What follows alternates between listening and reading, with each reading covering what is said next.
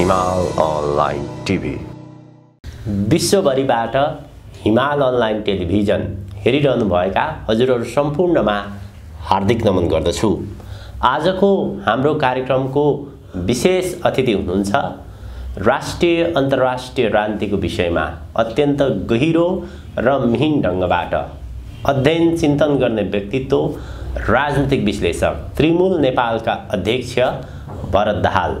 आज म उहाँसँग विशेष गरी पछिल्लो समय विकसित नेपालको राजनीतिक घटनाक्रमको विषयमा कुराकानी गर्दैछु।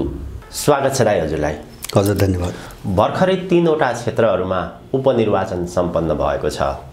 यो उपनिर्वाचनको नतिजा, जनताको जनमत, यसको सङ्केत सन्देशलाई कसरी हेर्न सकिन्छ? यसलाई दुईटा पाटाबाट हेर्नुपर्छ। जस्तो एकहरू रूपमा मात्रै हेरेर बुझिँदैन। यसको एउटा पाटो तपाईको के हो भन्छ भने, जस्तो देशमा जुन खालको व्यथिति अथवा चाहिँ विदेशीहरूले एकथरी शक्तिहरूलाई बोकेर जुन खालको अराजकता, लुट, दण्डहीनता, हत्या, हिंसा का श्रृङ्खलाहरू चलाउँदै आए र यहाँको मान्छेलाई बाँच्नै चाहिँ तपाईको अप्ठ्यारो ठाउँमा पुर्याए। अब त्यसबाट उत्पन्न जो आक्रोश हो, यिनीहरूप्रतिको जो घृणा हो, त्यो घृणा अब चाहिँ निराशा हुँदै हैन अराजकतासम्म आइपुगेको छ। र सङ्केत के देखिन्छ भन्छ भने, यो अब विद्रोहको दिशातिर जाने खालको एउटा मनोविज्ञान देखिन्छ। अब मैले यो अराजकता शब्द किन जोडेको भन्छ भने, कुनै पनि व्यक्ति विद्रोही बन्नको निम्ति, विद्रोह पनि एउटा चेतना हो हैन, विद्रोही बन्नको निम्ति त्यो अराजकताको एउटा कोर्सबाट त्यो गुज्रिनुपर्छ। मान्छे त्यहाँसम्म आइसकेको छ अहिले। जस्तो त्यो भनेको अब कसैका कुरा नसुन्ने, आफूलाई जे लागेको छ त्यही गर्ने, त्यो उचित अनुचित के हो त्यो चाहिँ तपाईको सरोकार हुँदैन। तर मान्छे चाहिँ तपाईको एउटा चाहिँ आफूलाई लागेको काम गर्ने हदसम्म आउँछ। र मैले यसलाई चाहिँ सकारात्मकै मान्छु हैन। एउटा समाज विकासको एउटा प्रक्रियाभित्र यो नगुज्री नहुने चाहिँ तपाईको परिस्थिति हो। जहाँ दमन हुन्छ त्यहाँ प्रतिरोध हुन्छ भन्छन् नि। त्यस्तै गरेर अराजकताको विरुद्धमा लड्ने हो भने अराजकताकै बाटो समात्नुपर्छ हैन। अराजकतासँग लड्नको निम्ति तपाईको भद्रताले चाहिँ तपाईको लडाइँ गर्न सक्दैन। अब त्यो दिशातिर चाहिँ तपाईको गयो नम्बर 1 पाटो। यो एकदमै सकारात्मक पाटो हो भने, समाज विकासको एकदमै पोजिटिभ पाटो हो भने चाहिँ मलाई लाग्छ। अब दोस्रो यसको अर्को एउटा पाटो छ जो मान्छेले बुझ्न सकिरहेको छैन। त्यो पाटो के हो भन्छ भने, यो अवस्था ल्याउनको निम्ति धेरै लामो समयबाट एउटा चाहिँ तपाईको षड्यन्त्र हुँदै आएको छ हैन। मान्छेलाई षड्यन्त्र कस्तो हुँदै आएको छ भन्छ भने, मान्छेलाई बिस्तारै बिस्तारै मान्छेलाई अलगावमा अलग थलग बनाउने, उसको जिन्दगी अलग थलग बनाउने हैन। अनि चाहिँ मान्छेलाई निराशामा लैजाने, चरम निराश बनाउने, निराशाबाट तपाईको मान्छेको दिमागमा एउटा भ्याकुम खडा गर्ने हैन। जस्तो मान्छे एकदम अविश्वास, चारैतिर अविश्वास भयो हैन, कतैतिर विश्वास गर्न नसक्ने ठाउँमा पुग्यो भनेपछि के हुन्छ भन्छ भने निराशा पैदा हुन्छ। के अरे चाहिँ त्यो निराशाले मान्छेलाई एउटा खालीपनमा लैजान्छ अथवा दिमागमा मान्छेले केही पनि सोच्न सक्दैन। जस्तो उचित अनुचित के हो, राम्रो नराम्रो के हो, अथवा एउटा दिशा र दिग्भ्रम के हो, यो छुट्याउन नसक्ने ठाउँमा पुग्छ। त्यो ठाउँमा मान्छेलाई पुर्याएर उसको दिमागलाई हैन एउटा उसको दिमागमा बारुद भरिकन पट्काउने एउटा डिजाइन पहिलेदेखि यहाँ चाहिँ काम गरेर, जस्तो त्यसको निम्ति 2-3टा मोडेल प्रयोग भएको छन् भनौँ।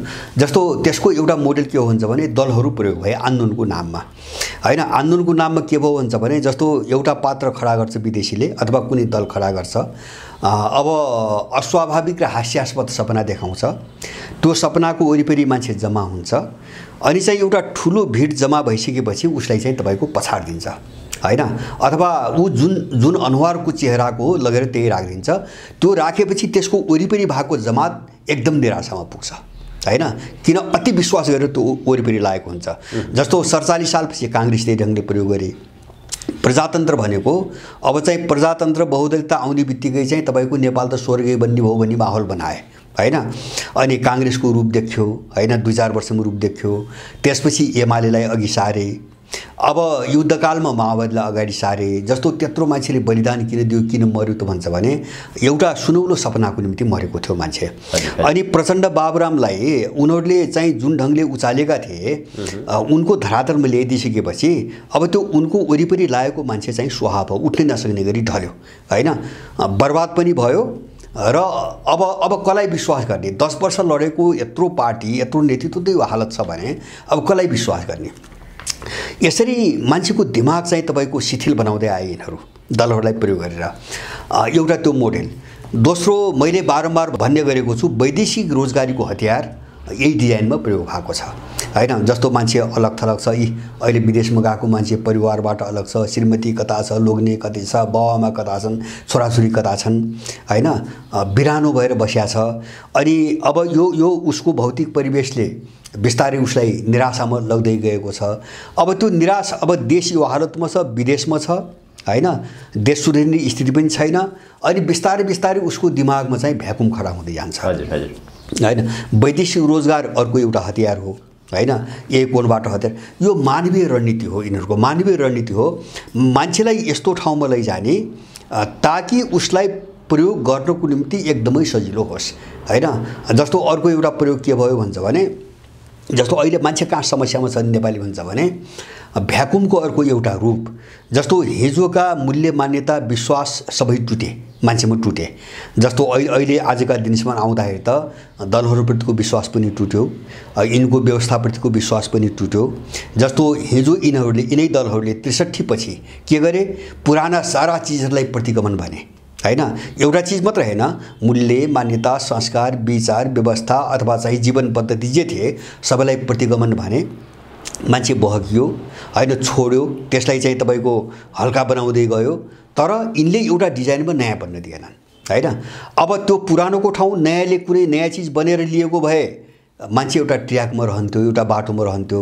पुरानो पनि गयो, नयाँ पनि बनेन। अनि मान्छेको दिमागमा भ्याकुम खडा भयो। अब यो अवस्थामा छ अहिले नेपाली, र यो एउटा ठुलो डिजाइन अन्तर्गत चाहिँ आएको छ। त्यसकारणले यसको दुईटा पाटो के हुन्छ भने, मैले भनेको पछिल्लो पाटो एकदम डरलाग्दो छ, यो विदेशी डिजाइन हो होइन।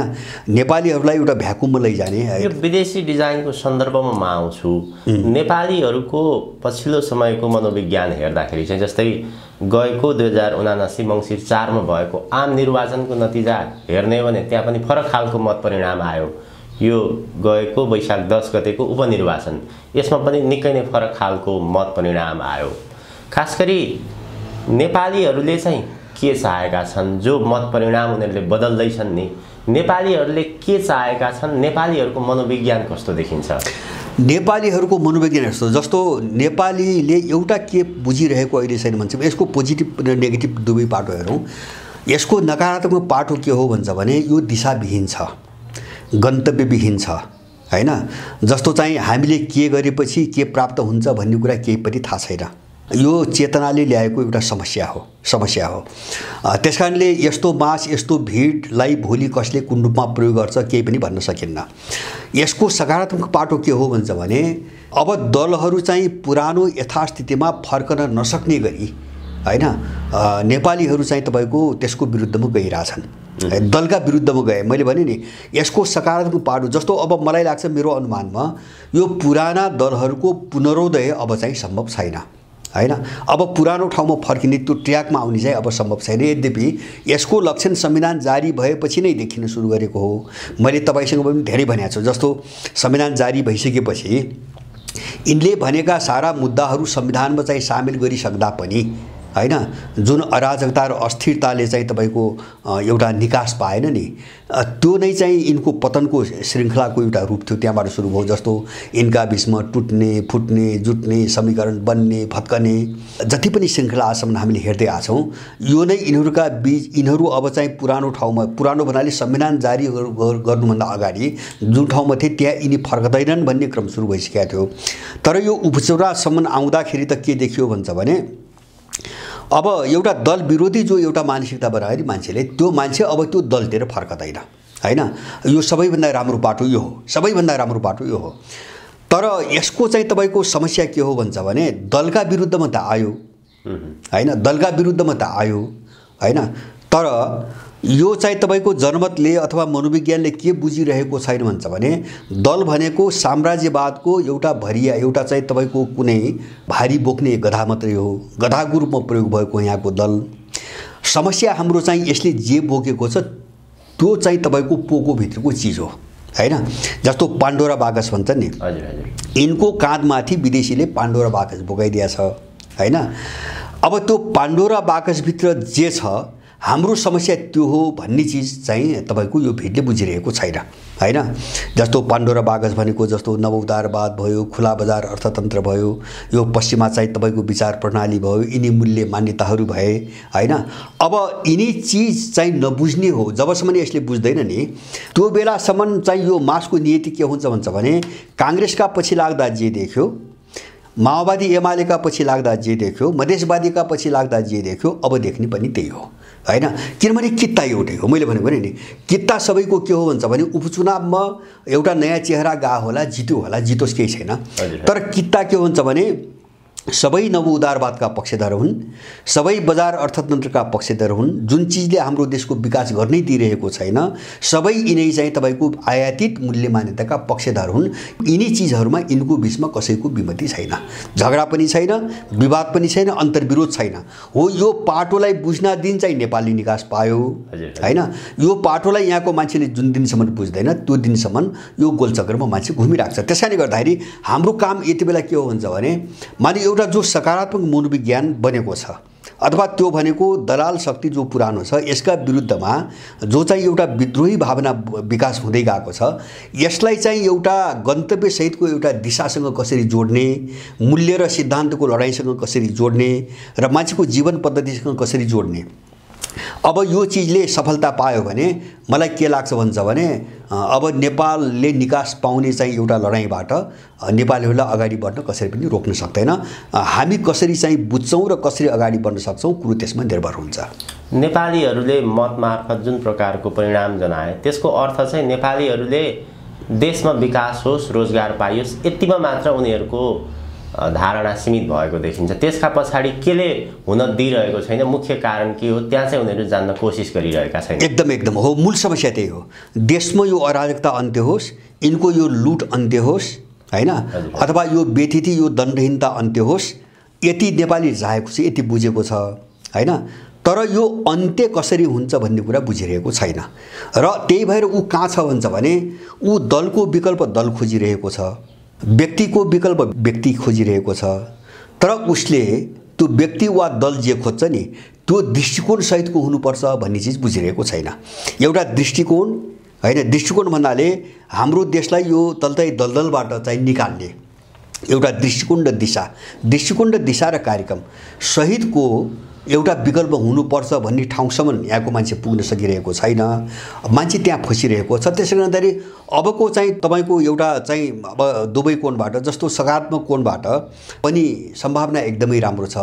अब नकारात्मक कोणबाट हुन्छ भने जस्तो यहाँको मान्छे बहसमा आउन नचाहने, अलिकति गहिरा कुरा सुन्न नचाहने, मूलभूत चिजहरू सुन्न नचाहने, बहस गर्न नचाहने र अब व्यक्तिका पछि लागेर नितान्त व्यक्ति, त्यो पनि मैले कस्तो व्यक्ति त व्यक्तिलाई नै साथ दिने हो, तर दृष्टिकोण बिनाको व्यक्ति हैन, कुनै लक्ष्य बिनाको व्यक्ति हैन, अथवा कसैलाई गाली गरेको भरमा हैन तपाईको उठेको व्यक्ति, यसमा मात्रै सीमित रह्यो भने भोलि यो मान्छे निराश हुन्छ र त्यो चाहिँ डरलाग्दो दिशातिर प्रयोग हुन सक्छ। हामी त्यो खतराबाट पनि गुज्रिरहेका छौं। अहिले यो पछिल्लो समय हेर्दै हो भने राष्ट्रिय स्वतन्त्र पार्टीको जसरी उदय भयो, राष्ट्रिय स्वतन्त्र पार्टीका अध्यक्ष रवि लामिछाने र पछिल्लो समय यो उपनिर्वाचन मार्फत स्वर्णिम वाग्ले पनि जितेर आए। राष्ट्रिय स्वतन्त्र पार्टीलाई अहिले कसरी हेर्ने गरिन्छ भने एउटा चाहिँ नयाँ पार्टी भयो, त्यो पार्टीमा युवाहरू पनि छन्, कुनै न कुनै क्षेत्रमा विज्ञता हासिल गरेका, पढे लेखेका, र यो पार्टीले कुनै न कुनै रूपमा राष्ट्र, देश, जनताको निमित्त केही काम गर्छ विकास निर्माणको, किनभने विज्ञताको कुरा पनि छ। त्यहाँ विज्ञताकै कुरा गर्दाखेरि जसरी स्वर्णिम वाग्लेले तनहुँ 1बाट जितेर आए, उनको व्यक्तित्वको कुरा गर्ने हो भने राष्ट्रिय योजना आयोगका पूर्व उपाध्यक्ष, London school of economics, Harvard विश्वविद्यालय, अस्ट्रेलियन नेशनल युनिभर्सिटीमा अध्ययन गरेका अर्थशास्त्रीका रूपमा पनि चिनिन्छन्।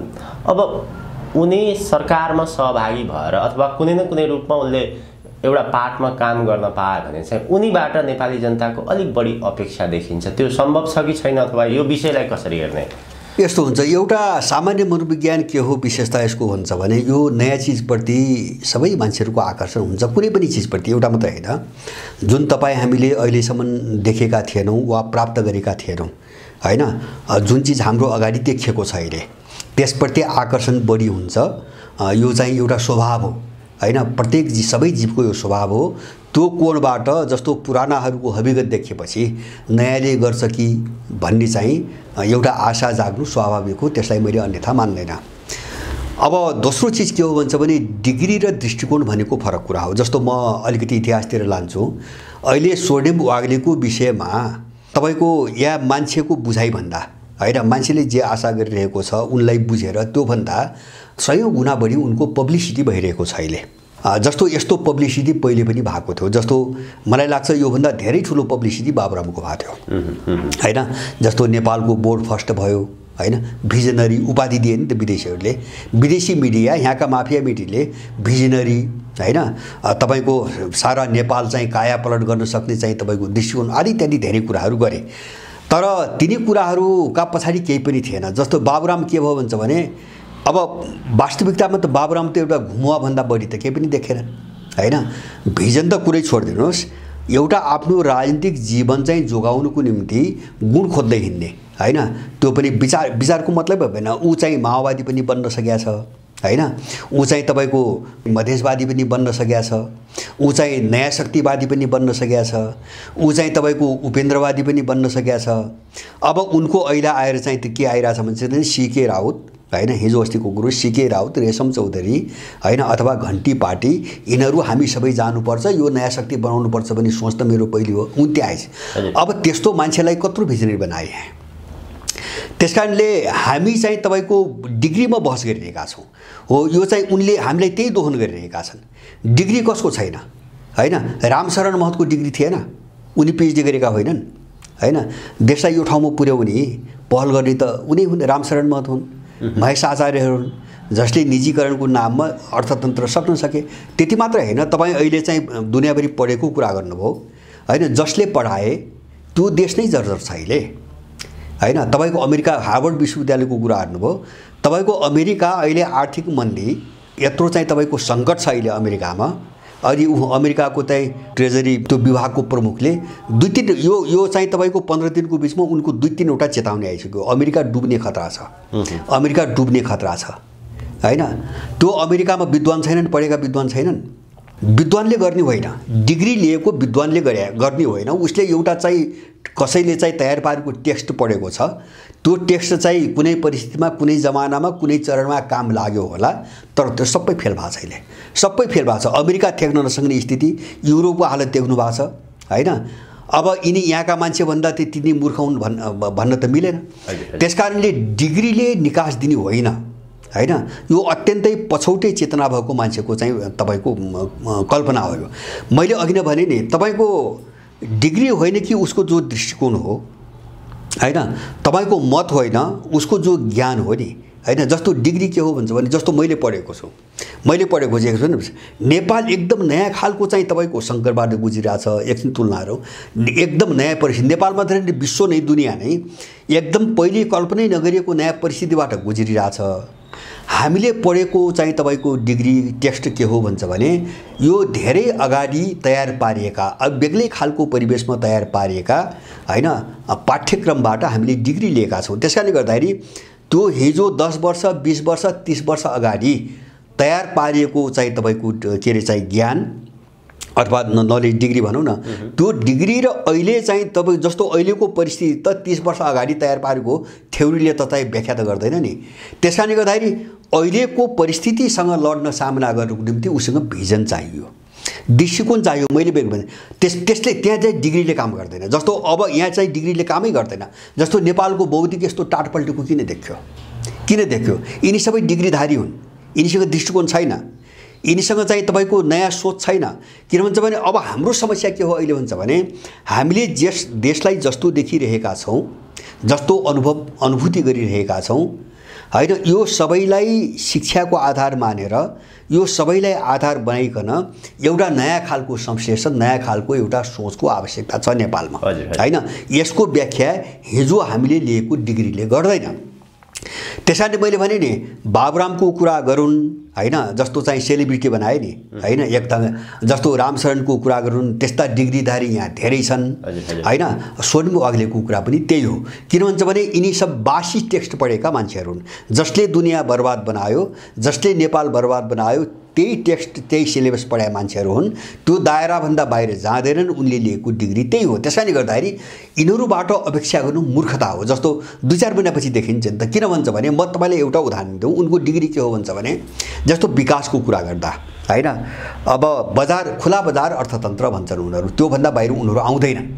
अहिले पनि उनी आउँदैनन् नवउदारवाद भन्छन् त्योभन्दा बाहिर उनी आउँदैनन् जस्तो अहिले हामी भन्छौँ नि अहिले हामी नवउदार जस्तो खुला बजार अर्थतन्त्र के हो जस्तो अस्ति एउटा उदाहरण दिउँ मैले पुष्पकमलको सरकारले इन्डियाबाट आउने विषाक्त तरकारी क्वारेन्टाइन नगरिकन भित्री आयो यत्रो विरोध हुँदाहुँदै होइन हो त्यो चाहिँ बजार अर्थतन्त्रको चाहिँ तपाईँको नीति हो बजार अर्थतन्त्रले के भन्छ भने कुनै पनि देशको बजार अर्को देशको चाहिँ तपाईँको मालको निम्ति रोक्न पाइँदैन ढोका बन्द गर्न पाइँदैन अथवा आफ्नो देशको अर्थतन्त्रलाई राज्यले संरक्षण गर्न पाइँदैन बजार अर्थतन्त्र अब जस्तो हामीले पढ्न पाएको छैनौँ होइन गरिबका छोराछोरीले पढ्न पाइरहेछन् होइन किन शिक्षाको किन व्यापारीकरण भयो त्यो बजार अर्थतन्त्र हो जस्तो स्वास्थ्यको यत्रो व्यापारीकरण छ सामान्य रोग लागेको मान्छे नै उपचार गर्न नपाएर चाहिँ तपाईँको मर्ने स्थिति छ मरि पनि रहेका छन् किन यस्तो भयो यो नवउदारवाद र बजार अर्थतन्त्रले गराएको हो र यसको पक्षमा नेपालले सम्झौता गरेको छ विश्व बैंकसँग अन्तर्राष्ट्रिय मुद्रा कोषसँग एसियाली विकास बैंकसँग होइन जो दाता छन् जो चाहिँ तपाईँको यिनका साहु छन् सबैसँग सम्झौता गरेको छ त्यो सम्झौताले यहाँको मान्छेलाई बाँच्न पनि दिँदैन नेपालको विकास हुन पनि दिँदैन यस्तोसम्म स्थिति छ कि तपाईँको जस्तो अहिले विश्व बैंक अन्तर्राष्ट्रिय मुद्रा कोष एसियाली विकास बैंकले ऋण दिन थाल्यो भने उनका शर्त हुन्छन् होइन मूलभूत रूपमा दुईटा शर्त हुन्छन् एउटा त्यो ऋण अथवा अनुदान कहाँ खर्च गर्ने त्यो क्षेत्र किटान गर्नुपर्छ उनीहरू दिँदैन होइन दोस्रो चाहिँ त्यो ऋण वा अनुदान दिए बापत अब त्यो संरचना कस्तो बनाउने त्यो विकासको संरचना होइन लाई कसरी चाहिँ कुन रूपमा ढाल्ने भन्ने शर्त हुन्छ अब त्यो शर्त कस्तो हुन्छ भने जस्तो उनीहरूले नेपाल देख्न हामीसँग के छैन हामीसँग सब चिज छ होइन हामीसँग कृषिको सम्भावना यत्रो छ हामीसँग यत्रो पानी छ लोड सेडिङ हुन्छ यो देशमा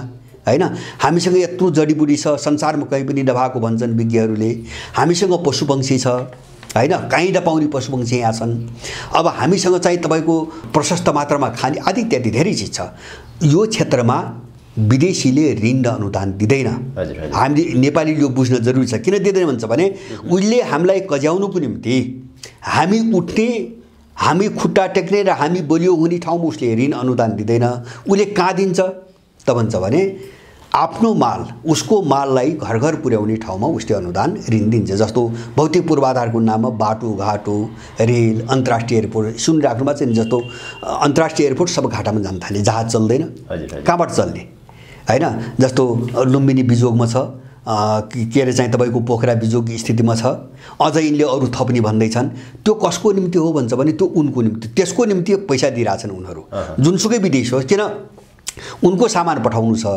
होइन अथवा उनलाई यहाँ तस्करी गर्नु छ माफियागिरी गर्नु छ अथवा चाहिँ भोलि विभिन्न स्वार्थसँग जोडेका उनका एजेन्डा होला उनले खर्च कहाँ गरिरहेछन् बाटो घाटो एयरपोर्ट रेल अनि चाहिँ तपाईँको के अरे चाहिँ भ्यू टावर स्मार्ट सिटी होइन यस्तै ऋण अनुदान त यहाँ आज भौतिक पूर्वाधारको नाममा भनेपछि अब हामीलाई यसरी उठ्न दिएको छैन यो सम्झौता मैले भन्न खोजेँ त यो सम्झौतालाई म रद्द गर्छु नभन्ने मान्छेले अब देश बनाउने हो कसरी सामान्य मानिसले बुझ्दाखेरि चाहिँ के देखिन्छ भने जस्तै अमेरिका बेलायत अथवा जो पश्चिमा राष्ट्रहरू विकसित राष्ट्रहरू छन् ती विकसित राष्ट्रहरू यही अर्थशास्त्रको नियमले त्यहीको अध्ययनले ती राष्ट्रहरू विकास भएका छन् अब त्यही अध्ययन गरेका मानिसहरूले नेपालमा शासन गरे भने अथवा एउटा जिम्मेवारी लिए भने अर्थको पाटोमा नेपाल पनि अमेरिका जसरी नै व्यवस्थापन हुन्छ अर्थको हिसाबले अगाडि बढ्छ यस्तो प्रकारको सोच चिन्तन त्यस्तो देखिन्छ हामीले सामान्य हिसाबले बुझ्छौँ। होइन यस्तो हो, अब सोच चिन्तन त्यो अबुझहरूको कसैको सोच चिन्तन होला, तर बुझेकाहरू यिनी एजेन्ट हुन्, त्यस्तो कुरा गर्ने एजेन्ट हुन्। जस्तो मैले भने नि खुला बजार अर्थतन्त्रको नीति पश्चिमाहरूले किन ल्याए हामी बुझौँ होइन। जस्तो हामीलाई त्यसले मारिरहेछ, तर उनले त्यो सिद्धान्त किन ल्याए भन्छ भने कुनै पनि देशको बजारभित्र प्रतिस्पर्धा गर्न सक्ने क्षमता उनले विकास गरेपछि उनले त्यो नीति ल्याए अरूलाई लुट्नको निम्ति होइन। जस्तो भन्नुहोस् न, जस्तो अहिले हामीले कुनै एउटा माल उत्पादन गर्छौँ, अब त्यही माल चाहिँ एकछिन मान्नुहोस् चीनमा उत्पादन हुन्छ वा अमेरिकामा उत्पादन या इन्डियामा हुन्छ, हामी त्यही माल उत्पादन गर्दाखेरि हामीसँग कमजोर प्रवृत्ति छ, सानो लागत छ र सानो मात्रामा उत्पादन हुन्छ, क्वान्टिटी कम छ, लागत बढी छ, अदक्ष जनशक्ति छ होइन, प्रवृत्ति चाहिँ तपाईँको कमजोर छ। अब त्यही सामान बाहिर जो उत्पादन गर्छन् नि त्यो चाहिँ तपाईँको मात्रामा हाम्रोभन्दा करोडौँ बढी छ, अनुपातमा करोडौँ बढी चाहिँ मात्रा छ, मात्रामा उत्पादन गर्छ, लागत कम पर्ने नै भयो, प्रवृत्ति विकसित छ होइन। हामी त्यो मालसँग प्रतिस्पर्धै गर्न सक्दैनौँ। अब त्यही चिज एउटा कम गुणस्तरको र मूल्य तपाईँको 500 पर्छ यहाँ उत्पादन भएको भने त्यही चिज राम्रो चाहिँ क्वालिटीको त्यही चिज बाहिरबाट आयो भने त्यसले त्यो सामान 50 रुपियाँमा बेच्छ, तपाईँ कसरी कम्पिटिसन गर्नुहुन्छ, यहाँ मारिरहेका छन्।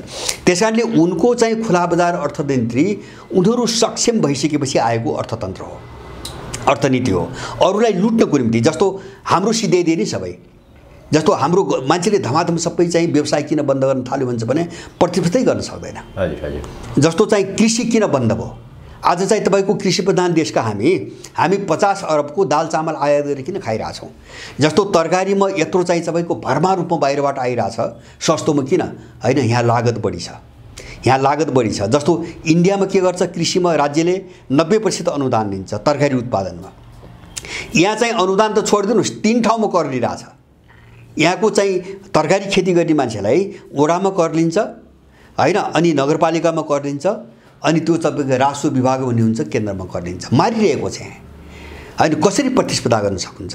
तर चाहिँ उनीहरूले जो सिद्धान्त त्यो चाहिँ उनको फाइदाको निम्ति ल्याए, कमजोरहरूलाई लुट्न, तर उनी कमजोर हुनादिन त्यो उनीहरू मान्दैनन्। अहिले चाहिँ त्यसलाई उल्लङ्घन गर्न उनीहरू थालेका छन्, किन उनले त इन्ट्रेस्ट हेरेका छन् नि आफ्नो। जस्तो चीनमाथि प्रतिबन्ध लगाउँछ अमेरिकाले, किन लगाउँछ, कम्पिटिसन गर्न नसकेर अर्को निस्क्यो होइन। अहिले चाहिँ तपाईँको जस्तो अमेरिकाले भरमार चिनिया उत्पादनमाथि, जस्तो चाहिँ तपाईँको हुवावे फोन भयो अथवा चाहिँ टिकटक भयो अथवा यस्ता एप्सदेखि लिएर विभिन्न औद्योगिक सामानहरूमाथि अमेरिकाले जो प्रतिबन्ध लगाएको छ नि अहिले, त्यो के हो भन्छ भने मेरो बजार खायो, म प्रतिस्पर्धा गर्न नसक्ने भएँ भनेर त्यो चाहिँ खुला बजार अर्थनीति सिद्धान्त बनाउने देशहरू संरक्षणवादको दिशातिर गइरहेका छन् अहिले होइन।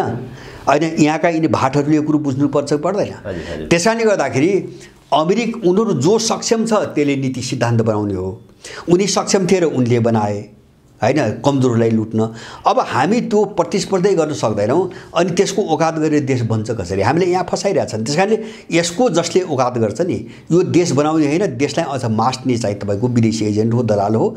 यस्ता चाहिँ तपाईँको बकवास गर्नेहरूप्रति मान्छे स्पष्ट नभइकन यो देश पनि काम लाग्दैन, यहाँको मान्छे पनि काम लाग्दैन।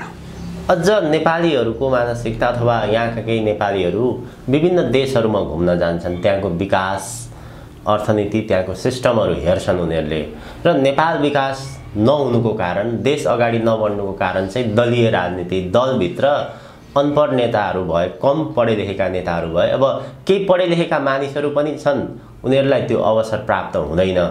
नपढेका मानिसहरूले गर्दाखेरि अथवा कुनै योग्यता विज्ञता नभएको मानिसले गर्दाखेरि देश चाहिँ यो अवस्थातर्फ अगाडि बढिरहेको छ। अब केही बाहिर अध्ययन गरेका मानिसहरू, युवा मानिसहरू आयो भने, उनीहरू नेतृत्व पङ्क्तिमा आयो भने देश बन्छ कि भन्ने अझै पनि अपेक्षा छ, त्यो सम्भव छ? असम्भव हो। त्यही स्कुलिङको समस्या यही हो। जस्तो मैले भने नि, तपाईँले भनेको कुरा एउटा हदसम्म ठिक हो। जस्तो चाहिँ विज्ञता नभएका, अनपढ भए, जस्तो चाहिँ तपाईँको स्वास्थ्यसँग कुनै जानकारी छैन, स्वास्थ्य मन्त्री भएको छ, शिक्षाको चाहिँ ज्ञानै छैन, शिक्षा मन्त्री भएको छ, यस्ता चिजहरू नेपालमा धेरै छन्। नेपालको राजनीति कस्तो हुन्छ भने सडकबाट ल्याउने, टिपेर चाहिँ तपाईँको मन्त्री बनाउने, त्यहाँबाट फाइदा उठाउने, त्यो एउटा बाटोमा ठिक हो। तर अर्को यसको चाहिँ गलत चिज के हुन्छ भने त्यस्ता मान्छे मात्रै चाहिँ मन्त्री भएको होइन नि त। जस्तो मैले अघि नै भने रामशरण महत चाहिँ नपढेको मान्छे हो होइन, नपढेको मान्छे हो, अर्थशास्त्रमा पिएचडी गरेका मान्छे हो, अर्थशास्त्रमा पिएचडी गरेका मान्छे हो होइन। महेश आचार्य जस्तो सुरुको अर्थमन्त्री काङ्ग्रेसको नपढेका मान्छे हो। अहिलेको प्रकाश शरण महत चाहिँ नपढेका मान्छे हो होइन। अथवा चाहिँ तपाईँको बाबुराम भट्टराई नपढेका मान्छे हो, अर्थमन्त्री भएको होइन होइन। कहाँ पुग्यो त देश? त्यस कारणले गर्दाखेरि एउटा चाहिँ मैले अघि नै भने नि, यो विदेशीले के गर्छ भन्छ भने मान्छेलाई गुमराहमा राख्नको निम्ति व्यक्ति व्यक्तिमा ध्रुवीकरण गराउँछ समय समयमा, कहिले कुनै पात्रहरूको बिचमा, कहिले कुनै पात्रहरूको बिचमा। जस्तो दलहरूभित्र मैले बारम्बार पहिले भनेको छु, जस्तो पुस्ताको बहस गराए नि यिनीहरूले, पुस्ताको बहस गराए। खै त काङ्ग्रेस कहाँ पुग्यो त? दुईवटा चाहिँ महामन्त्री त युवै छन्, यिनले भने युवै छन् होइन। काङ्ग्रेस कहाँ गयो त? कति बन्यो काङ्ग्रेस, कति सप्रियो काङ्ग्रेस होइन। यस्तो बहस किन गराउँछन् उनीहरू भन्छ भने, यतातिर किन घुमाउँछन् भन्छ भने मान्छेले चाहिँ समस्या, मूल समस्या के हो र त्यसको समाधान के हो, यो अध्यायमा मान्छेको दिमाग प्रवेश गर्न नपाओस् भनेर उनले यस्ता मुद्दामा बल्झाइराख्छन्। र अहिले चाहिँ जस्तो विदेशतिर चाहिँ तपाईँको पढेका मान्छेहरू अथवा चाहिँ डिग्री लिएका मान्छेहरू चाहिँ सत्तामा गए, सरकारमा गए भने देश बन्छ भने जो एक थरी मान्छेको सोचाइ छ नि, त्यो बिल्कुल भ्रम हो, बिल्कुल भ्रम हो। त्यो हामीले अनुभवमा पनि देख्दै आएको कुरा हो होइन। र त्योभन्दा पनि महत्त्वपूर्ण चिज मैले के भन्छ भने, हामीलाई यति बेला त माने जस्तो परिस्थिति विकास भयो देशमा, हामीले जे देखिरहेका छौँ नि होइन, यसलाई हेरिकन यो अध्यायमा घोत्लिकन यो पाटोलाई समाइकन सोच्ने त्यस्तो दृष्टिकोण बनाएको मान्छेको खाँचो हो होइन। हामीलाई अहिले चाहिँ हाम्रो मौलिक एउटा जो स्वदेशी चाहिँ तपाईँको सोच हो, जो दृष्टिकोण हो, जो विचार हो, जो मूल्यहरू हामीलाई त्यसको खाँचो हो। त्यस कारणले गर्दाखेरि यो बाहिर पढेको व्यक्तिले विकास गरिहाल्ने भए देश विकास भइहाल्थ्यो होइन। जस्तो होला भोलि देख्ला, यहाँको हाम्रो दुर्भाग्य के हो भन्छ भने मान्छेले देख्यो भने मात्रै पछुताउने भयो यहाँको मान्छे होइन। जस्तो मलाई चाहिँ बारम्बार याद आउँछ कि यही मान्छे देख्छु मैले यहाँ, मान्छे कस्तो चाहिँ दिग्भ्रमित छ यहाँको भन्छ भने, यो चाहिँ त्यो के अरे चाहिँ त्यो प्रचण्ड र चाहिँ बाबुरामको बिचमा अलिकति टक्राउ भयो नि। अब यो 8-10 वर्ष अगाडि यो चाहिँ बाबुरामलाई प्रधानमन्त्री बनाएन भनेर चाहिँ विरोध भयो, बाहिर विरोध भयो। र एउटा चाहिँ यो झुन्ड, यो लम्पट झुन्ड एउटा माइतीघर मण्डलामा अघि सर बाबुराम साथ दिन तयार छौँ होइन। यहाँ जुलुस पनि भए होइन। बाबुराम के रहेछ त होइन। बाबुराम अघि सरेर गरे के त, उनी अर्थमन्त्री पनि भए, प्रधानमन्त्री पनि भए, नभए त होइन नि त होइन। अब उनीहरूले ल्याएको अग्रगमन हो, संसारमा केही नभएको उपलब्धि भनिरहेछन् होइन। के भयो त भनेपछि यहाँको स्तर के हो मान्छेको भन्छ भने, सबै बिग्रिसकेपछि पछुताउने। हामी त्यो समस्यामा फसिरहेछौँ होइन। कुनै पनि चिजलाई अलिकति ठिक ढङ्गले हेर्न नसक्ने, अलि दीर्घकालीन कोणबाट हेर्न नसक्ने, र यसमा अर्को चिजले के गरेको छ, हाम्रो यही कमजोर पछौटे चेतनालाई उनीहरूले कहाँ फाइदा उठाइरहेछन् भन्छ भने उनीहरू क्याम्पेन गर्छन्, योजनाबद्ध मान्छे प्रभावित पार्ने होइन। जस्तो अहिले त आउँदाखेरि यत्रो सामाजिक सञ्जाल विकास भएको छ, योजनाबद्ध रूपमा एउटा क्याम्पेन हुन्छ। सामाजिक सञ्जालबाट मिडिया उनका छन्, उनका लगानी छन्, मिडियाबाट क्याम्पेन चलाउँछन्। अहिले त्यो मात्र होइन, अहिले त चाहिँ कुनै व्यक्तिको पक्षमा यो चाहिँ जस्तो झनै आधा नेपाली विदेशमा छ अहिले। अब त्यहाँ चाहिँ त्यो सर्कललाई प्रभावित पारेर यहाँ घर घर फोन गर्न लगाउने होइन। जस्तो आमा बाउ छन् तिनलाई दबाब दिने, छोराछोरी छन् तिनलाई दबाब दिने, इष्टमित्र सङ्घ साथीभाइ छन् तिनलाई दबाब दिने, यो हरेक हत्कन्दा यहाँ प्रयोग भइरहेछ। त्यस कारणले गर्दाखेरि अब अहिले जे माहौल देखिन्छ नि बाहिर, हामीले जे देखिरहेको छौँ नि, अब यसभित्र विवेकको कुनै भूमिका छैन, आफूले जे भोगेको छ त्यो अनुभवको कुनै भूमिका छैन। यसले हामीलाई बारम्बार 2-4 महिना 5-7 महिनापछि पछुतोमा लगेर चाहिँ तपाईँको पछार्ने बाहेक यसले केही पनि काम गरिरहेको छैन। त्यस कारणले जति पढेको मान्छे आए पनि केही पनि लाग्दैन यहाँ, जति डिग्री। नेपालको सन्दर्भमा यो प्रसङ्गलाई अलिकति छुट्याउँ, जस्तै बाहिर हेर्दाखेरि चाहिँ अरू विकसित राष्ट्रहरूमा त्यहाँ जुन नियम कानुनले काम गरिरहेको हुन्छ अथवा कुनै न कुनै रूपमा त्यहाँ व्यवस्थापन नै भएको हुन्छ, अर्थको रोजगारीको यी यावत विषय त्यहाँ विकास निर्माणको हिसाबले पनि अग्रपङ्क्तिमै देखिन्छ, त्यहाँ चाहिँ काम गरिरहेको हुन्छ। नेपालमा चाहिँ कानुनले पनि काम नगर्ने अथवा त्यो शिक्षाले पनि काम नगर्ने कहीँ पनि त्यसको असर नदेखिने, यो चाहिँ केले भइरहेको छ? होइन, मिसन हो। जस्तो यो चाहिँ जस्तो यहाँ मान्छेहरूले नजानेर नबुझेर होइन यो, होइन, यो पनि भ्रम हो। जस्तो मैले भने नि, नेपाल यस्तो भूराजनीतिक चाहिँ समस्यामा छ, अन्तर्राष्ट्रिय शक्तिहरूको यस्तो चाहिँ तपाईँको रणनीतिक चाहिँ खेल मैदान बनाउने दिशातिर धकिलिएको छ। त्यसको निम्ति नेपाललाई अस्थिर, अराजक, दण्डहीन बनाइराख्ने, किन त्यो नबनाएपछि त यहाँ त खेल खेल्न त गाह्रो हुन्छ नि त। जस्तो नेपाल स्थिर भयो, तपाईँले भने जस्तो व्यवस्थित भयो, जस्तो नियम कानुनले काम गर्न थाले भनेपछि खेल्न त गाह्रो हुन्छ, धमिलो बनाउनु पर्ने वातावरण। त्यसको निम्ति यिनी सबै योजनाबद्ध रूपमा उठाइएका अपराधीहरू छन्, होइन। जस्तो यी 46 सालपछि आन्दोलन किन चाहिँ यही विदेशीहरू काठमाडौँमा आएर ल चाहिँ राजाका विरुद्धमा चाहिँ अगाडि सर, हामी साथमा छौँ भन्ने उचालेरै चाहिँ तपाईँको त्यो आन्दोलन गराएको हो, होइन। अनि त्यो आन्दोलनले के गर्ने, त्यो उनले बोकेका मान्छेहरू हुन्। अब माओवादी युद्ध तपाईँ हामीले नाङ्गे आँखाले देख्यौँ, अनुभव पनि गऱ्यौँ, उनले बोकेर ल्याएका हुन्।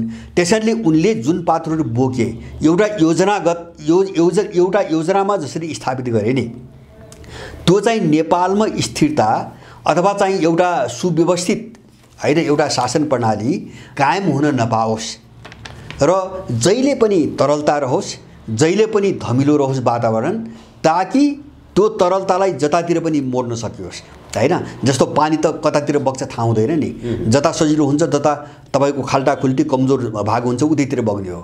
र के अरे चाहिँ तपाईँको यो सबै स्थिति आओस् भनेर जस्तो यस्तो बेमिसाल लुट, यत्रो बेइज्जती, यत्रो घृणा खुलेआम लुटिया छ, यो सबै नेपाललाई धराशायी पार्ने योजना अन्तर्गत भाग हो। विदेश र यहाँ चाहिँ तपाईँको कुनै नगर, जस्तो विदेशका कस्तो छन् भन्छ भने देश बनाउनुपर्छ भन्ने सोचले काम गर्ने मान्छेहरू हुन्। यहाँका मान्छेहरू देश कसरी बिगार्ने भन्ने मिसनमा आएका मान्छेहरू हुन्। आकाश पाताल अन्तर छ। उनीहरू चाहिँ राष्ट्र कसरी निर्माण गर्ने भनेर अध्ययन गरेर त्यसरी एउटा विज्ञता हासिल गरेर राष्ट्र निर्माणको लागि काम गरिरहेका छन्। यहाँ चाहिँ नक्कल गरेर मिसन अन्तर्गत काम गरिरहेछन्। मिसन अन्तर्गत काम गरिरहेछन् हो। म एउटा उदाहरण दिन्छु, अरू यिनी दलको कुरै छोड्दै यिनी अपराधीको कुरै, म त्यही स्वर्णिम वाग्लेको कुरा गर्छु। स्वर्णिम वाग्ले भनेको एमसीसी परियोजना प्रोजेक्ट, होइन, सर्वे जो सुरु भयो नि 2011 मा, त्योदेखि त्यसको रिपोर्ट तयार पार्दा 15 मा तयार भयो।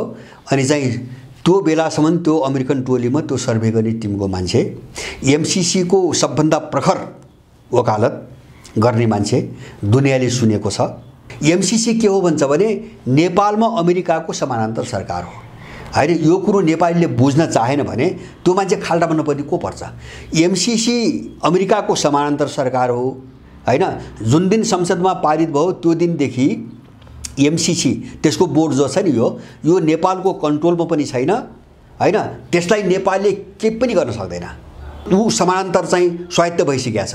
माने त्यो प्रोजेक्टलाई जसरी पनि कार्यान्वयन गर्नुपर्छ भनेर लबिङ गर्दै आएको र काङ्ग्रेसलाई हस्ताक्षर गराउन सबैभन्दा बढी लबिङ गर्ने भूमिका खेलेको व्यक्ति हुन् चाहिँ तपाईँको स्वर्णिम वाग्ले, होइन। उनबाट यहाँको मान्छेले जो अपेक्षा गरेछ नि, यो मूर्खताको पराकाष्ठा हो, होइन। त्यो भनेको के हो भन्छ भने अमेरिकाको अर्को समय यहाँ त चाहिँ अन्तर्राष्ट्रिय भूराजनीति, जो विश्वको चाहिँ भूराजनीति अहिले उथलपुथलतिर गइरहेछ। अब यसको असर जो नेपालमा पर्यो यसले मात्रै जोगाएको छ, होइन भने आजका दिनसम्म त यहाँ त अमेरिकी फौज बन्दुक लिएर, बन्दुक समातेर चाहिँ तपाईँको जिल्ला जिल्लामा मार्च गरिरहेको देख्थ्यौँ हामी, होइन। मैले बारम्बार भनेको छु, त्यसको निम्ति त्यो चाहिँ बाहिरबाट आउने फौजको निम्ति तालिम दिने, होइन, लजिस्टिक सामानहरू आपूर्ति गर्नुको निम्ति कार्नो नामको एउटा अमेरिकाको सुरक्षा कम्पनी पनि यहाँको एमसीए बोर्डले चाहिँ टेन्डर हालेर भित्रै सकेको छ। बाँकी मात्रै छ अमेरिकी फौज उत्रने, होइन। त्यसकै निम्ति एसपीपी सम्झौता गर्न खोजेका थिए, होइन। त्यो मिसनसँग जोडिएका मान्छेबाट देश विकासको कसैले सपना देख्छ भने त्यो मान्छे नै होइन। त्यस कारणले अब यस्ता पाटासँग जोडिएका चिजमा बहस नगरिकन हामी कहाँ पुग्छौँ, कहाँ जान्छौँ हामी, होइन। त्यही भएर मैले सुरुमा भने नि, मान्छेको दिमागमा जो भ्याकुम खडा गरेँ नि, यसैको निम्ति हो। मान्छेलाई कसरी प्रयोग गरिरहेका छन्, किन मान्छेसँग अहिले आवेश छ, घृणा छ, बदलाको भावना मात्रै त्यति छ, तर मान्छेसँग विवेक छैन यहाँको मान्छेसँग। हो, त्यही खालीपनलाई प्रयोग गर्न खोजिरहेका छन् र त्यसै चिजलाई प्रयोग गरेर अब सबै मान्छेहरू यिनले जोड्छन्, होइन। मेरो अनुमान, मेरो विश्लेषण हो, होइन। त्यो विश्लेषण धेरै हदसम्म सत्य हो, पुरै सत्य नहोला। मलाई के विश्वास छ भन्छ भने अब यो मिसन जो हामीले देखिरहेको छौँ उपचुनावमा, तपाईँ 1 वर्षपछि हेर्नुला, अहिले चाहिँ घन्टी पार्टीको जुन संरचना छ नि, हैन। यो संरचनाको 75% हिस्सा तपाईँ अर्कै पाउनेवाला छ। 1 वर्षपछि यो संरचना यो सङ्गठनको स्वरूप जो हामीले बाहिर देखिरहेछौँ नि, यहाँ भएका व्यक्ति शक्ति जे जति छन्, जे कुरा मान्छेले सुनिरहेछ, यो 75% हिस्सा ठ्याक्कै यसको विपरीत देखिने छ 1 वर्षपछि, हैन। किन एउटा उनले जो माहौल बनाइरहेछन् नि, त्यो माहौलमा कसलाई ल्याएर जोड्ने उनका प्लानभित्र धेरै छन्, हैन। अहिले त्यहाँ नजाउँ। हजुर हजुर। र अहिले चाहिँ नेपालीहरूले छिछि र दूर गर्ने जो पात्रहरू छन् अथवा जुन चाहिँ तपाईँको एजेन्डाहरू छन्, जस्तो एमसीसी अथवा विभिन्न दलमा रहेका घृणित व्यक्तिहरू, बदनाम भइसकेका व्यक्तिहरू, यसको ठुलो जमात अब यो माहौलको वरिपरि जोडिनेवाला छ। पार्टीमै जोइन गर्छन् अथवा पार्टी बाहिर बसेर काम गर्छन्? होइन, बाहिर बसेर होइन, उनलाई त राजनीतिक एउटा पनि यो नेपाल विरोधी मिसनमा, हैन, यो खुलेरै चाहिँ तपाईँको काम गर्ने एउटा चाहिँ तपाईँको ग्रिप चाहिएको छ उनलाई, हैन। जस्तो अहिले घन्टी पार्टीभित्र त रवि सबै यताउति गरिरहेको छ नि मान्छेहरू, हैन। मलाई लाग्छ यिनी सोचहरू 6 महिना 8 महिनापछि, हैन, अब सबै भताभङ्ग हुन्छन् र अब परिस्थिति कसरी जान्छ भोलि देख्छ मान्छेले, हैन। किन भन्छ भने उनीहरूले त जस्तो विदेशीहरूले एउटा चरणमा एउटा कालखण्डमा एउटालाई प्रयोग गर्छन्, हैन। त्यसका पछाडि एउटा प्रयोजन हुन्छ, जस्तो भिड बटुल्ने एउटा प्रयोग गर्छन्, अनि चाहिँ तपाईँको सङ्गठनको शक्तिको कङ्क्रिट आकारमा ढाल्नको निम्ति, रूपमा ढाल्नको निम्ति अर्को प्रयोग गर्छन्, अनि सबै बन्यो भने त्यसलाई चाहिँ ह्यान्डल गर्न चाहिँ अर्को पङ्क्ति खडा गर्छन्। त यो प्रक्रिया अगाडि बढिसकेको छ अगाडि। र जस्तो कतिपय धेरै चिजहरू अहिले भन्दा यहाँका मान्छेहरूलाई पच्दैन, हैन, पच्दैन। त्यसकारणले गर्दाखेरि केही समयले हामीले हेर्नुपर्छ, धैर्यता गर्नुपर्छ। विदेशीको अहिले खेल के हो होला, त्यहाँभित्र राम्रा मान्छे पनि छन्, फेरि त्यो घन्टीभित्र सबै खराब छन् भन्ने होइन, राम्रा मान्छे पनि छन्, खराब मान्छे पनि छन्। तर त्यो अहिले जो उभार आछ नि, यो उभारलाई एउटा विदेशी मिसन अन्तर्गतको रणनीतिमा कसरी जोड्ने र त्यस्तो मान्छेको ग्रिपका रूपमा कसरी ढाल्ने भन्ने खेल अन्तर्गत काम भइरहेछ। र अब मान्छेलाई कहाँ दुरुपयोग उनले गरिरहेछन् भन्छ भने एउटा कोणबाट भएन उनले अर्को कोणबाट हान्छन्। जस्तो एउटा मैले उदाहरण दिएँ, नेपालको 79.79% मान्छे एमसीसीको विरुद्धमा उठ्यो, त्यो त हामीले देख्यौँ नि। त्यसलाई लगेर कहाँ जोते? स्वर्णिममा जोते, हैन। अब ढाल के भयो? ढाल चाहिँ रवि लामिछाने भयो, अथवा रवि लामिछानेप्रति जुन सहानुभूति पहिलेदेखि अलिकति जे सहानुभूति छ त्यो ढालको रूपमा प्रयोग भयो। अनि चाहिँ त्यहाँ लगेर जोड दिए स्वर्णिम। अब चाहिँ हिजो लोकप्रियतालाई चाहिँ स्वर्णिममा लगेर अब हैन, त्यसलाई एकवटा कोणबाट लोकप्रियतै भनौँ, एउटा कोणबाट उनको चाहिँ तपाईँको एउटा प्रभाव जेसुकै होस्, मान्छेले जसरी बुझोस्। अब त्यसलाई चाहिँ ढाल बनाएर, कभर बनाएर, हैन, त्यहाँ विभिन्न मिसनका मान्छेहरू जोडिँदैछन्। अनि मान्छे कहाँ चाहिँ दुरुपयोग भयो त भन्छ भने एमसीसी अमेरिकाको समानान्तर सरकार, एमसीसी अमेरिकन कानुन अन्तर्गत बनेको चाहिँ सरकार, त्यो सरकारको सबभन्दा ठुलो चाहिँ तपाईँको वकालत गर्ने व्यक्ति, वकिल, हैन, त्यो व्यक्तिलाई भोट हाल्नुपर्ने ठाउँमा त त्यो एमसीसी विरोधी त्यो देशभक्तलाई त उनीहरू पुर्याए नि त।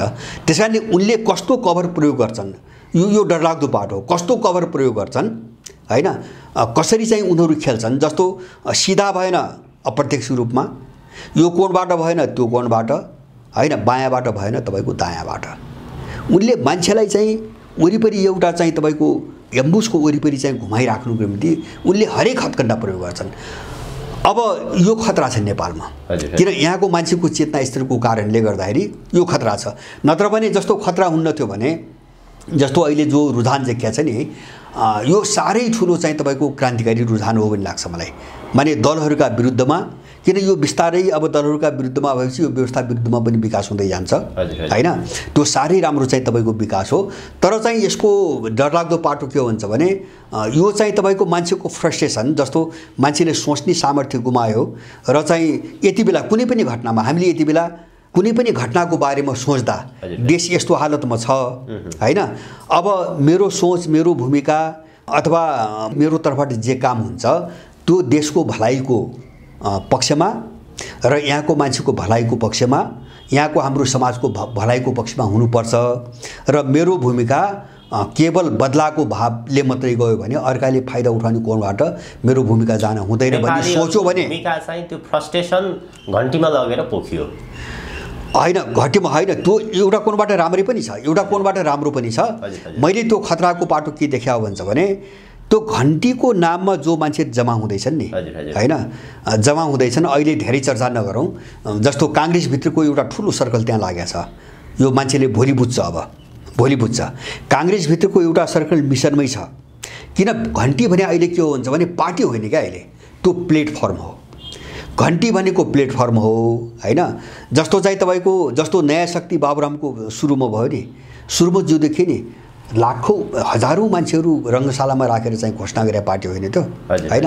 तर त्यो किन चाहिँ त्यस्तो भयो भन्छ भने त्यो प्लेटफर्म थियो, त्यो पार्टी थिएन, त्यो प्लेटफर्म थियो। अनि त्यो मञ्चलाई प्रयोग गर्नको निम्ति विभिन्न शक्ति केन्द्रका मान्छेहरू यसरी चाहिँ तपाईँको गए, त्यहाँ यसरी पठाइए कि अब त्यो शक्ति केन्द्रहरूको तुलनामा त्यहाँ हुने पद, जो पावर सेयरिङ गर्ने नीति बनाउने ठाउँमा पद हुन्छ नि, पद थोरै भए होइन, शक्ति केन्द्र धेरै भए, झगडा त्यहाँ सुरु भयो। किन त्यो मञ्चलाई त प्रयोग गर्नु पऱ्यो नि त, सबैले आफ्नो पक्षमा प्रयोग गर्न चाहने भए हैन। अनि चाहिँ एउटा सेन्टरले चाहिँ त्यो पावर नीति बनाउने ठाउँमा ठाउँ पाउँदैन, फुत्त निस्क्यो केही होइन, त्यहाँ कुनै विमति होइन। किन त्यहाँ राजनीति पनि थिएन, सिद्धान्त पनि थिएन, गन्तव्य पनि थियो, त्यो मञ्च थियो। मञ्चमा चाहिँ तपाईँको आसन नपाएपछि निस्किए मान्छे हो। अब त्यो प्रक्रियामा यो घन्टी पार्टी गयो हैन। अब यो फोरम हो, आजका दिनसम्म यो फोरम हो। किन फोरम हो भन्छ भने यसको पार्टी घोषणापत्र पनि छैन हैन। यिनको गन्तव्य के हो आज पनि यिनले भनेका पनि छैनन्, देशलाई कहाँ पुर्याउने हुन् हैन। हामी भ्रष्टाचार रोक्छौँ, घन्टी पार्टीको गन्तव्य पनि निश्चित छैन होइन। गन्तव्य त हुनु पर्यो नि त, जब पार्टीको दस्तावेजै छैन के गन्तव्य हुन्छ भने हैन। त्यसको निम्ति त एउटा लक्ष्य, कार्यदिशा र एउटा माने दार्शनिक सोच सहितको पार्टी घोषणापत्र त हुनु पर्यो नि त, दस्तावेज त। जब त्यो नै छैन भने कसरी यो पार्टी भयो क्या। त्यसो भएपछि जस्तै 46-47 सालतिर जसरी जनताको लहर एक प्रकारको आशा अपेक्षा कांग्रेस र कम्युनिस्टमा देखियो, अहिलेको अवस्था हेर्ने हो भने जनताको आशा र अपेक्षा घन्टी पार्टीप्रति, राष्ट्रिय स्वतन्त्र पार्टीप्रति, अझ व्यक्तिप्रति भनौँ न, रवि लामिछाने, स्वर्णिम वाग्ले, डाक्टर तोसीमा कार्की, सोभिता गौतम, अब जसरी जनताको आशा र अपेक्षा छ, त्यो आशा र अपेक्षा फेरि पुरानो नियतिमै दोहोरियो भने जसरी कांग्रेस र कम्युनिस्ट प्रति थियो, त्यसपछि चाहिँ के हुन्छ भन्ने एउटा प्रश्न छ नि। होइन हो, त्यही हो। अबको चाहिँ हामीले सोच्नुपर्ने त्यही हो। तपाईँले एउटा भन्नुभयो नि, त्यो आशा पुरा भएन भने भन्नुभयो। मलाई लाग्छ यो चाहिँ तपाईँको अनुमान, यो आकलन नै गलत छ होइन। त्यो आशा कसरी पुरा हुन्छ होइन। त्यो आशा पुरा हुनको निम्ति त हैन, जो अहिले तपाईँले भन्नुभयो नि यिनी मान्छेहरू हाम्रो लक्ष्य यो हो, हाम्रो गन्तव्य यो हो, हामीले देशलाई यहाँ पुर्याउने हो, त्यो केही हुनु परेन हैन। अनि प्याक प्याक प्याक प्याक तपाईँको बोलेर भाषण गरेर वक्तित्व कला मात्रै भएर हैन, त्यो आशा पुरा हुने त होइन। त्यो त भिजन र प्रोग्राम चाहियो हैन। जब त्यो भिजन र तिनी प्रोग्राम, सारा विचार, सबै चिज अहिले जे परिवार चाहिँ यही चिज हो भने हैन, उनले जति बगबग गरे, किन यो चुनावी फोरी राजनीति के हो भन्छ भने मान्छेलाई प्रयोग गर्ने राजनीति हो। सबैको दिमागमा त्यही हुन्छ, मान्छेलाई चाहिँ इमोसनबाट पनि भट्काउने, अर्का विरुद्ध भट्काउने र भोट तान्ने, चाहिँ मन्त्री सन्त्री खाने हैन, अलिकति शक्तिमा जाने राजनीति हो। त्यसकारणले बोल्न जे बोल्ने पनि भयो हैन।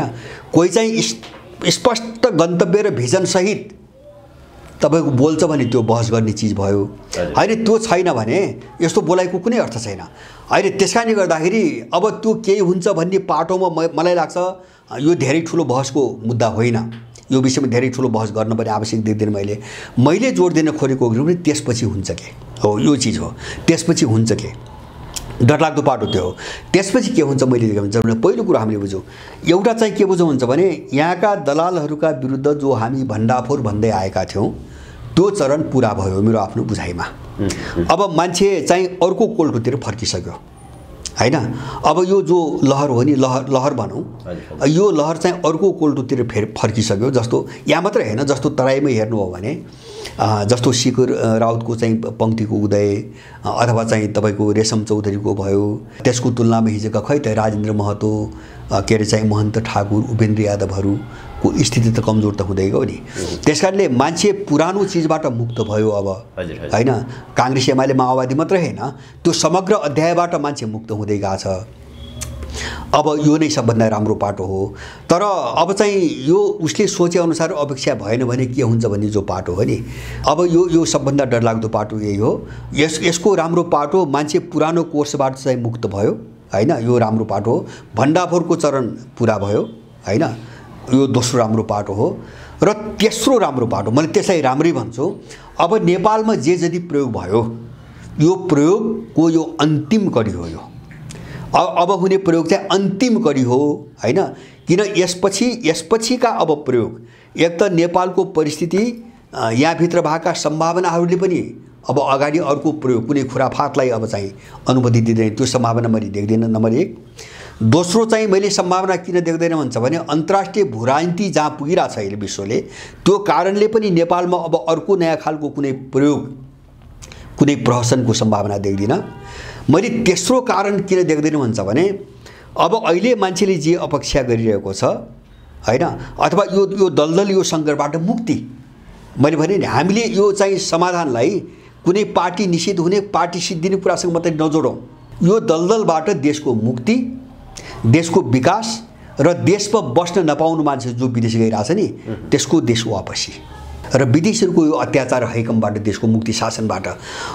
अब यो नहुना दिन अब के हुन्छ, यो नहुना दिन जुन पात्रहरूलाई अब अन्तिममा चाहिँ कुनै शक्तिले प्रयोग गर्छ नि, त्यो शक्ति र एउटा स्वदेशी शक्ति अब चाहिँ भरमार रूपमा शक्तिहरू उदाउँछन्। त्यो बाटो खुल्यो हैन, घन्टी मात्र हैन, यस्ता शक्तिहरू भरमार रूपमा उदाउँछन् हैन। सो त आउँछ कि त्यो पनि प्रायोजित हुन्छ होइन, कोही चाहिँ आफ्नै धरातलबाट आउँछन्, कोही प्रायोजित पनि होलान् तर प्रायोजितको सम्भावना मैले अब कम देख्छु।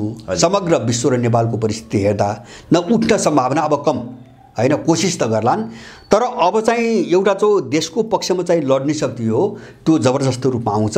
र यो अन्तिम प्रयोग हो नि अहिले जो उनले गर्न खोज्दैछन् त्यो र देशको निम्ति चाहिँ गर्नुपर्छ भनेर उदाउने उठ्ने शक्ति, त्यो शक्ति नभएको होइन, त्यो उठ्न नसकेको हो परिवेशले विभिन्न कारणले हैन, जस्तो भौतिक परिवेश, सामाजिक परिवेश, अन्तर्राष्ट्रिय परिवेश, सुरक्षाको परिवेश, सबै कारणले उठ्न नसकेको हो। यो दुईटा शक्तिको बिचमा जबरजस्त टक्कर हुन्छ अब हैन। यो दलाल बारबुदेको दलाल त यो मेटिन्छ नै, यो दलाल किता त मेटिन्छ नै हैन, जो ६३ पछि आयो नि। अब चाहिँ तपाईको उनीहरूले जसलाई प्रयोग गर्न चाहन्छन् हैन अन्तर्राष्ट्रिय शक्तिहरूले, त्यो र यो स्वदेशी शक्तिका बीचको टक्राउ नै अबको निर्णायक टक्राउ हो। अब त्यो प्रधान भएर गयो र त्यसले नै नेपालको भूराजनीतिको छेनोफानो गर्छ हैन। त्यो कोषतिर नेपाल अगाडि बढिसकेको छ भन्ने मलाई लाग्छ। मैले उज्यालो सम्भावना चाहिँ कहाँ देख्छु भन्छ भने मान्छे यथास्थितिभित्र, मैले भने नि यथास्थिति मैले भने सबैले बुझुन् मेरो कुरा। जस्तो चाहिँ हामी समस्यामा कहाँ फँसेका छौँ, हामी चाहिँ व्यक्तिको कारणले होइन, मैले भने व्यक्ति त कुनै भारी बोकेर आछ अर्काको हैन, त्यो भारीभित्र जे चिज राखिएको छ नि हाम्रो समस्या त्यो हो हैन, हाम्रो समस्या त्यो हो। अब त्यसको विरुद्धमा नजाने शक्ति र त्यसको अन्त्य चाहने शक्तिहरूका बीचको टक्राउ नै अब मुख्य लडाइँ हो। अबको प्रधान पक्ष त्यही हो। अहिले चाहिँ तपाईको के हो भन्छ भने यथास्थितिभित्रको किताबन्दी हो, यति हो मैले बुझेको। हजुर जस्तो घन्टीको उदय के हो, सिके राउतको उदय के भन्छ भने यथास्थितिभित्रको किताबन्दी हैन। यथास्थितिभित्रको भन्छ भने यही विचार प्रणाली, यही नवउदारवाद, यही विदेशीले बक्सिस दिएको दलाल तन्त्र हैन, यही व्यवस्था प्रणाली, यही बजार अर्थतन्त्रलाई मान्नेहरूका बीचको किताबन्दी हो। र त्यो किताबन्दीको एउटा पाटो मान्छेहरूको फ्रस्ट्रेट मनोविज्ञानले काम गरिरहेछ र दोस्रो यो बाहिरको डिजाइन पनि हो। त्यो कसरी हेर्ने त, हामी जस्तै कार्यक्रमको लगभग अन्त्यतर्फ छौँ। पुराना राजनीतिक दलहरू जसरी विदेशीको मिसनमा काम गरे, अब अलिकति हामीले दृष्टिकोण फराकिलो रूपले हेर्दाखेरि ती पार्टीबाट विदेशीहरूले त आफ्नो मिसन पनि पुरा गरे, कतिपय अवस्थामा पुरा पनि गरिरहेका छन्। ती पुराना दलको अवधि सकिएर त्यसलाई अर्कोतिर डाइभर्ट गर्न खोजिया हो कि अथवा मिसन पुरा हुन सकेन र ती नयाँ शक्तिलाई उनीहरूले समर्थन होइन? यस्तो भयो, एउटा मिसन उनले भने जस्तो होइन, ठ्याक्कै सबै मिसन पुरा हुन सकिरहेको छैन हैन, जिगज्याग छ अन्तर्राष्ट्रिय भूराजनीतिक कारणले। दोस्रो के हुन्छ भने यिनी बदनाम भए, यिनीसँग आकर्षण शक्ति पनि हरायो हैन। जस्तो अहिले यिनी पुराना दलाललाई अगाडि राखिकन अब केही काम गर्छु भन्ने कसैले सोध्दै नसोध्ने स्थिति आयो। त्यसकारणले अब एउटा रिप्लेसमेन्टको नीति हुन्छ नि, जस्तो त्यो ठाउँ खाली गरिकन हैन अब अर्को चाहिँ अलिकति भ्रम सिर्जना गर्न सक्ने अथवा चाहिँ अनटेस्टेड भनौँ न, टेस्ट नभएको कुनै पात्रलाई चाहिँ अगाडि सार्नु पर्यो हैन। टक्राउ त्यहाँ हो। टक्राउ के हो उनको जुन छ भने तपाईको ठाउँ खाली गर्ने र त्यसको पूर्ति अलिकति ऊर्जावान शक्तिहरुबाट गर्ने भन्ने हो होला। त्यो भित्र फेरि मैले सबैलाई चाहिँ दोषारोपण गर्न चाहन्न, तर डिजाइन त्यही हो। डिजाइन किन त्यही हो भन्छ भने यथास्थितिलाई कायम राख्ने हैन, यथास्थितिलाई कायम राख्ने र बाहिर काम गर्ने पात्रहरू बदल्ने, बस त्यति हो हैन। यथास्थितिलाई भने के हुन्छ भने मैले भने चाहिँ यो व्यवस्था जस्तै अब राजनीतिक अहिलेको भाषामा जसलाई लोकतन्त्र भन्छन् हैन, जसलाई चाहिँ तपाईको नवोदारवाद भन्छन्, अब यही नै सबै ठीक छ, जो चिज छ सबैले त यही भनिरहेछन्, यसको विमत त कोही छैन। त्यसैले मैले भने यो चाहिँ यही व्यवस्था प्रणाली, यही यथास्थिति भित्र भइरहेको किताबन्दी हो।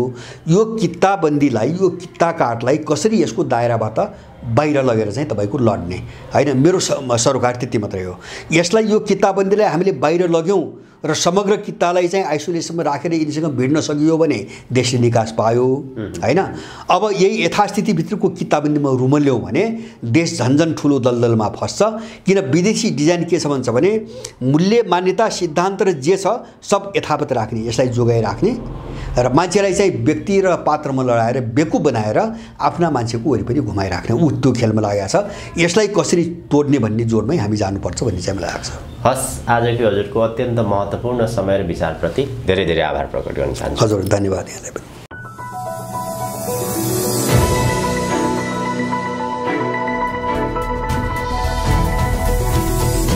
हिमाल अनलाइन टिभी।